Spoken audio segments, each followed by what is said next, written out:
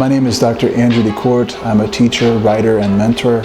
For the last 5 years, I worked as a professor of Christian ethics and theology at Wheaton College and at the Ethiopian Graduate School of Theology. I now work as the director of the Institute for Christianity and the Common Good, which is incubating Christian imagination and human flourishing.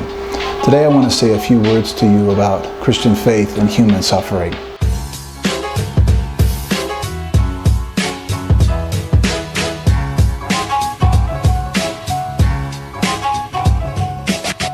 As human beings, we live in a broken and morally divided world, and suffering is one of our most familiar experiences.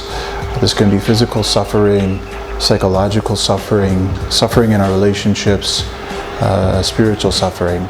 One of the things that I love most about the Bible and the Christian faith is that it doesn't hide the reality of suffering, it doesn't deny the reality of suffering. If you read the book of Psalms, it continually talks about the reality of human suffering, of loss of relationship, of physical pain, of fear, of depression. David talks about how the darkness is his only friend. The book of Job is all about the story of a righteous, good man who nevertheless experiences the loss of everything and the pain and depression that comes with that. The book of Lamentations is exclusively devoted to mourning and lamenting the reality of loss, brokenness, violence, destroyed community. Of course, we see this in the ministry of Jesus as well. The book of Hebrews tells us that Jesus would cry out with pain before God in prayer. And at the climax of the Gospels, we see Jesus hanging on the cross and crying, my God, why have you forsaken me?" So one of the most remarkable things to me about being a Christian and a student of the Bible is that the Bible never tries to hide or deny the reality of suffering. And in fact, Paul says that suffering is part of our vocation as followers of Jesus. For example, in Colossians chapter 1, Paul talks about how he fills up in his body what is missing in the sufferings of Christ. And in Romans chapter 8, he talks about how the children of God have been given the calling from God to embrace the ache of a broken creation that is longing and struggling and straining towards renewal and healing. Paul says that the children of God carry that same heaviness and achiness and brokenness inside of themselves, and that this is actually a form of prayer and ministry on behalf of the creation. I've experienced this in my own life. In 2013, I was working on my PhD at the University of Chicago, and my beloved PhD advisor passed away in August. Then in October, my mother had a severe stroke, and after which she was physically paralyzed on her right side, and her personality was fundamentally changed. In November of that year, my mentor's wife passed away suddenly in the night. She was in her mid-30s. She had heart failure. We were all broken-hearted. The same night, one of my best friend's mother passed away from breast cancer. And later in that year, my wife Lily and I went through one of the hardest times of struggle in our marriage. It was a time of ache. It was a time of depression.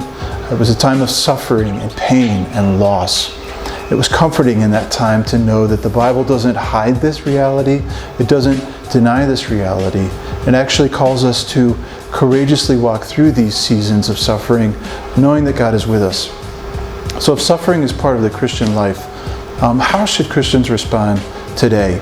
I think, first of all, that we need to create spaces where we can talk honestly about the disappointments and pain, the suffering, the depression in our lives. I remember last year that a woman came to my office and she wanted to talk with me because she was thinking about killing herself. And one of the questions that I asked her was, why are you coming to me to talk? Why don't you go to your pastor and talk about your depression and your suicidal meditations? And what she said to me was, I could never talk to my pastor about this depression. If I did, he would see me as a failure. He would see me as a fake Christian, and I would no longer have a place in the church. But we need to overcome this stigmatization of depression and create spaces in our communities where we can ache together, where we can mourn together, where we can be honest about the darkness and struggle in our lives. And I think that it's crucial for these places to be marked by listening and by presence with one another, rather than by preaching and giving simple solutions and answers, but to be with one another, to listen to one another. And once we've done that, I think we need to focus on practical actions of caring for one another, being there for one another, providing for one another, checking up on one another, being actively involved in one another's lives so that we can grow, so that we can walk through these times of suffering, and so that we can know that God is with us even in the dark nights of our soul. One of the most profound experiences in human life is sharing suffering and experiencing a little piece of the suffering that Jesus embraced on the cross. This is part of our vital ministry as Christians, and today I hope that the church can be a place where suffering is not hidden, where it's not denied or pushed away, but it's a community of compassion and embrace where human life can experience healing, but it can also experience that ache as we groan for the new creation and the promise of resurrection that the Bible gives us.